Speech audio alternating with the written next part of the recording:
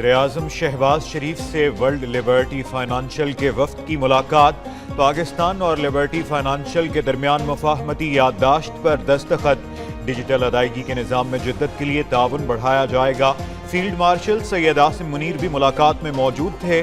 نائب وزیر اعظم اسحاق ڈار، وزیر خزانہ محمد اورنگزیب بلال بن ثاقب کی شرکت۔ وزیر اعظم شہباز شریف نے وفد کو ڈیجیٹل پاکستان سے متعلق وی این سے آگاہ کیا۔ وزیر اعظم نے کہا، ڈیجیٹل ادائیگی اور مالیاتی جدت ڈیجیٹل معیشت کے اہم جزو ہیں۔ پاکستان تیزی سے عالمی مالیاتی فنانس کا حصہ بن رہا ہے۔ ایران نے مظاہرین کو پھانسی دی تو سخت کارروائی کریں گے۔ امریکی صدر مظاہرین کی پشت پناہی اور اکسانے کی کوشش، کہا کہ مظاہرین احتجاج جاری رکھیں، مدد پہنچنے والی ہے۔ مظاہرین ایرانی اداروں کا کنٹرول حاصل کر لیں، قاتلوں اور ظالموں کو بھاری قیمت چکانا ہوگی۔ 24 گھنٹے میں ایران میں ہلاکتوں کی درست تعداد کا پتہ لگا لیں گے۔ ایران سے مذاکرات ختم اور حکام سے ملاقاتیں منسوخ کر دی۔ قتل عام روکنے تک کوئی ملاقات نہیں ہوگی۔ ایران انسانیت کا مظاہرہ کرے، قتل عام بند کرے۔ امریکی صدر ڈونلڈ ٹرمپ کا امریکی شہریوں کو ایران چھوڑنے کا مشورہ۔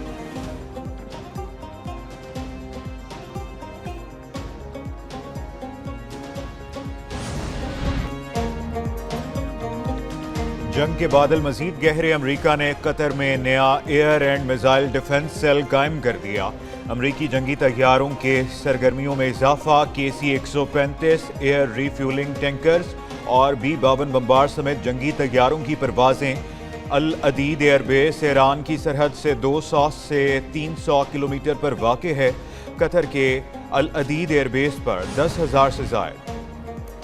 تہران نے بھی جنگ کے لیے تیاری مکمل کر لی۔ ایرانی وزیر خارجہ عباس عراقچی کا کہنا ہے کہ امریکہ فوجی آپشن استعمال کرنا چاہتا ہے تو ایران بھی تیار ہے۔ ایران کہیں زیادہ مضبوط اور وسیع تیاری رکھتا ہے، امید ہے دانشمندانہ راہ اختیار کی جائے گی۔ غزہ میں 70,000 شہادتوں پر خاموش رہنے والا جرمنی شرم کرے۔ جرمن چانسلر وینزویلا کے صدر کے اغوا پر مسلسل خاموش رہے۔ برلن انسانی حقوق کے لیکچر کے لیے سب سے بدترین مقام ہے۔ سربراہ ایرانی قومی سلامتی کونسل علی لاریجانی نے کہا کہ ٹرمپ اور نیتنیاہو ایرانی عوام کے قاتل ہیں۔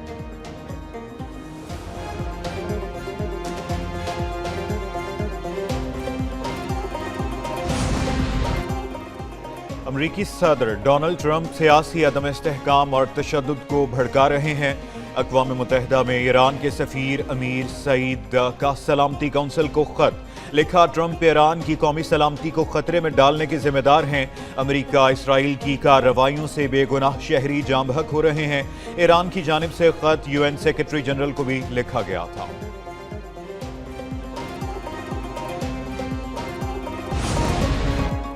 ایران میں پرتشدد مظاہروں کا سلسلہ تھم گیا۔ ملک میں انٹرنیشنل کال سروس بحال کر دی گئی۔ ایران میں انٹرنیٹ سروس تاحال بند ہے۔ امریکی انسانی حقوق تنظیم نے دعویٰ کیا ہے کہ ایران میں احتجاجی مظاہروں کے دوران اب تک 1850 مظاہرین ہلاک ہو چکے ہیں۔ ترجمان UN ہیومن رائٹس کا کہنا ہے کہ ایران میں پرتشدد واقعات میں مرنے والوں کی تعداد ہزاروں میں ہے۔ ان واقعات کو جلد از جلد روکنا حکومت کی ذمہ داری ہے۔ 2022 کے بعد ایران کو سب سے بڑے مظاہروں کا سامنا ہے۔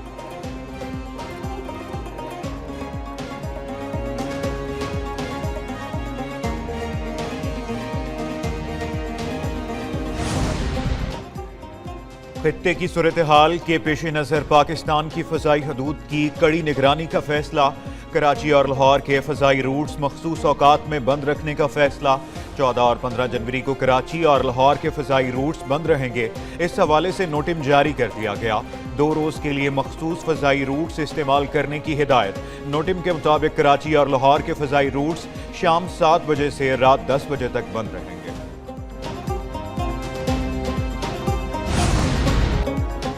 صدر مملکت آصف علی زرداری کا 4 روزہ دورہ بحرین۔ صدر مملکت کی بحرین کے فرمانروا اور ولی عہد سے ملاقات متوقع۔ صدر مملکت اکنامک ڈیولپمنٹ بورڈ کے صدر دفتر میں استقبالیہ سے خطاب کریں گے۔ بحرین آمد پر صدر زرداری کا بحرین کے وزیر خارجہ نے استقبال کیا۔ بحرین کے سفیر محمد ابراہیم عبدالقادر اور پاکستانی سفیر ثاقب رؤف بھی موجود تھے۔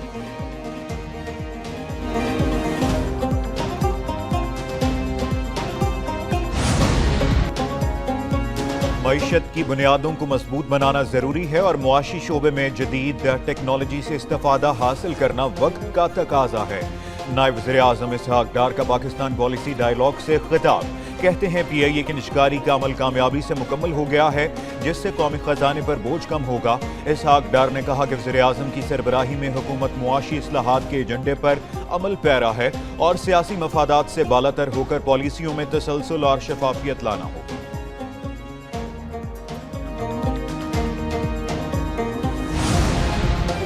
سچ ہے کچھ کمپنیز پاکستان سے جا رہی ہیں۔ وفاقی وزیر خزانہ محمد اورنگزیب کا اعتراف، کہا کہ زیادہ ٹیکس اور انرجی کی بلند قیمتیں کاروبار کے لیے سنجیدہ مسائل ہیں۔ معاشی اصلاحات سے ہی ترقی ممکن ہے۔ ٹیرف میں کمی سے برآمدات اور صنعتی پیداوار میں اضافہ ہوگا۔ ٹیرف اصلاحات سے خام مال پر ڈیوٹیز کم کی جا رہی ہے۔ نجی شعبے کو معیشت میں کردار ادا کرنا ہوگا۔ نجی شعبے کو قرضوں کی فراہمی بڑھ کر 1.1 ٹریلین ہو گئی ہے۔ جون تک حکومتی ادائیگیاں ڈیجیٹل چیلنجز پر منتقل ہو جائیں گی۔ گزشتہ سال 38 ارب ڈالر کے ترسیلات زر موصول ہوئے۔ رواں سال ترسیلات زر 41 ارب ڈالر سے تجاوز کر جائیں گی۔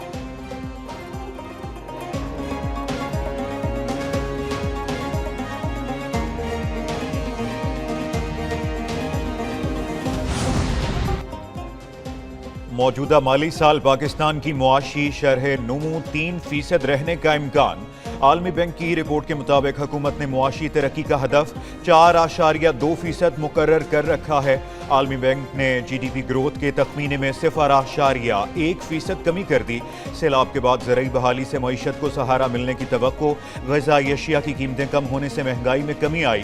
امریکی ٹیرف میں اضافے سے پاکستان کی برآمدات متاثر ہو سکتی ہیں۔ ترسیلات زر معمول پر واپسی جانے سے بیرونی مالی دباؤ بڑھنے کا خدشہ ہے۔ نجی شعبے کے لیے اصلاحات سے روزگار اور ترقی میں اضافہ ممکن۔ عالمی معیار کی تعلیم تک رسائی نوجوان نسل کا بنیادی حق ہے۔ پاکستان قومی ترقی کے اہم مرحلے میں داخل ہو چکا ہے۔ یونیورسٹی آف لندن کے پروگرام سے ہزاروں پاکستانی طلبہ مستفید ہو رہے ہیں۔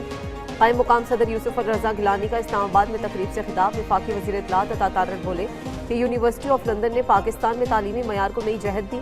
پاکستان میں تعلیم کے معیار کو بہتر بنانے کے لیے اقدامات کر رہے ہیں۔ مسلسل بہتری اور جدت کو اپنانا یونیورسٹی آف لندن کی پہچان ہے۔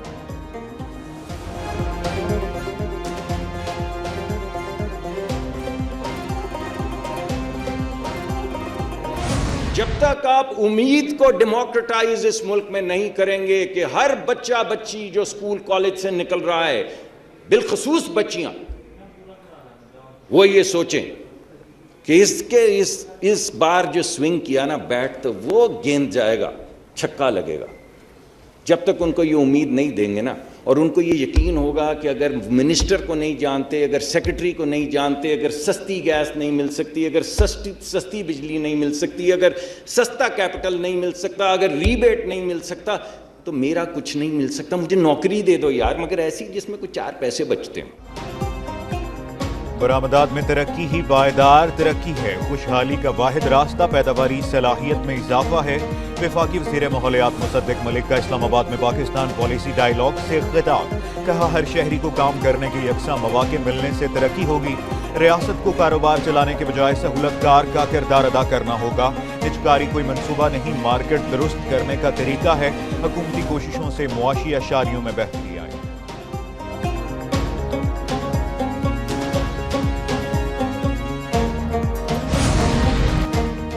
بے گناہوں کو قتل کرنے والوں کا اسلام اور انسانیت سے کوئی تعلق نہیں ہے۔ چیئرمین پاکستان علماء کونسل حافظ طاہر محمود رشفی کی میڈیا سے گفتگو۔ بولے کہ فتنہ الخوارج اور ملک دشمن قوتوں کا نشانہ کے پی اور بلوچستان ہے۔ آئین پاکستان کی روشنی میں امن کے دروازے کھلے ہیں۔ قومی پیغام امن کمیٹی ہر شہر میں جائے گی۔ افواج، ریاست اور اداروں کے شانہ بشانہ کھڑے ہیں۔ قومی پیغام امن کمیٹی ہر شہر میں جائے گی۔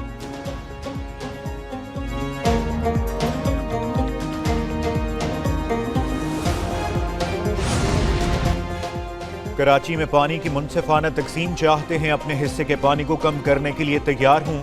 شیر شاہ اور بلدیہ کو بھی پانی ملنا چاہیے۔ میئر کراچی مرتضی وہاب کی میڈیا سے گفتگو۔ کہا مسائل حل کرنے کے بجائے الزامات لگائے جاتے ہیں۔ کے ایم سی 23 کروڑ روپے کی لاگت سے جہانگیر روڈ تعمیر کرے گی۔ 4 لاکھ اسکوائر فٹ سڑک کی اثر نو تعمیر جاری ہے۔ بجٹ میں کراچی کی تمام یونین کمیٹیوں کے لیے فنڈز رکھے ہیں۔ میئر کراچی مرتضی وہاب نے جہانگیر روڈ کی تعمیر و بحالی منصوبے کا سنگ بنیاد رکھ دیا۔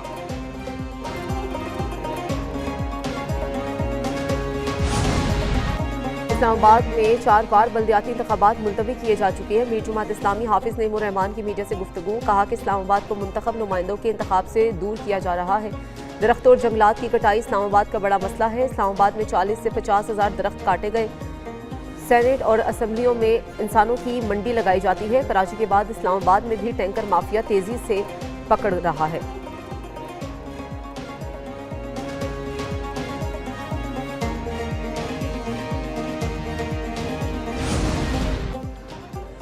چیف جسٹس یاحیی آفریدی کی زیر صدارت جوڈیشل کمیشن کا اجلاس پشاور ہائی کورٹ کے 10 میں سے 6 ایڈیشنل ججز کو مستقل کرنے کی منظوری۔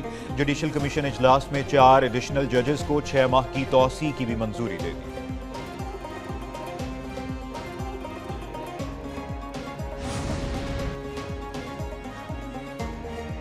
پنجاب حکومت کا ماحول دوست ٹرانسپورٹ کے فروغ کے لیے بڑا اقدام۔ سرکاری محکموں میں پیٹرول اور ڈیزل گاڑیوں کی خریداری پر مکمل پابندی۔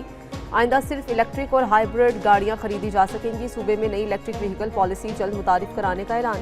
نئے پیٹرول پمپس کے لیے NOC الیکٹرک چارجنگ یونٹ سے مشروط ہوگی۔ چیف سیکریٹری پنجاب کا کہنا ہے کہ الیکٹرک چارجنگ یونٹ کے بغیر کوئی نیا پیٹرول پمپ کام نہیں کر سکے گا۔ NOC حاصل کرنے والے 170 نئے پیٹرول پمپس پر الیکٹرک چارجنگ یونٹس لازمی قرار۔ صوبے میں نئی الیکٹرک وہیکل پالیسی جلد متعارف کرائی جائے گی۔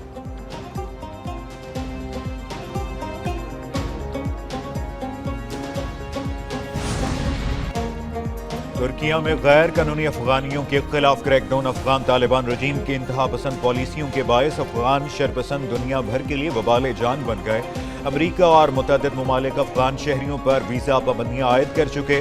Afghan media Khaama press news agency کے مطابق ترکیہ میں رہائشی دستاویزات نہ ہونے پر 18 افغان باشندے گرفتار۔ گزشتہ سال ترکیہ میں 42,000 سے زائد غیر قانونی افغان باشندے گرفتار ہوئے۔ گزشتہ سال واشنگٹن میں افغان دہشت گرد کی فائرنگ سے نیشنل گارڈ کے مرد اور خاتون اہلکار مارے گئے تھے۔ جرمنی کے شہر میونخ میں بھی گزشتہ سال افغان شرپسند نے ہجوم پر گاڑی چڑھا کر 25 افراد کو زخمی کر دیا تھا۔ کوہاٹ کے علاقے گنبٹ میں پہاڑی تودہ گرنے سے 7 افراد ملبے تلے دب گئے۔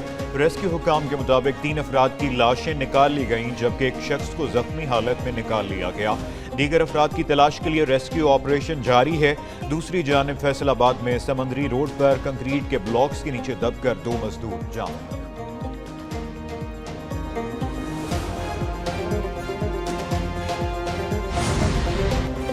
ملک بھر میں شدید سردی کی لہر برقرار۔ برائے علاقوں میں پارہ نقطہ انجماد سے بھی کئی درجے نیچے گر گیا۔ لہ -12، سکردو -10، استور -8، گلگت -7، ہنزا -6 اور قلات میں -5 ڈگری ریکارڈ۔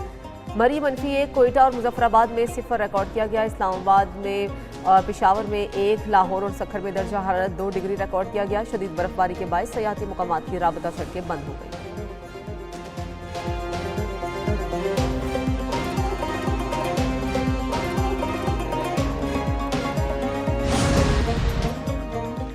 کم عمر ترین مائیکروسافٹ سرٹیفائیڈ پروفیشنل عرفہ کریم رندھاوا کی 14ویں برسی۔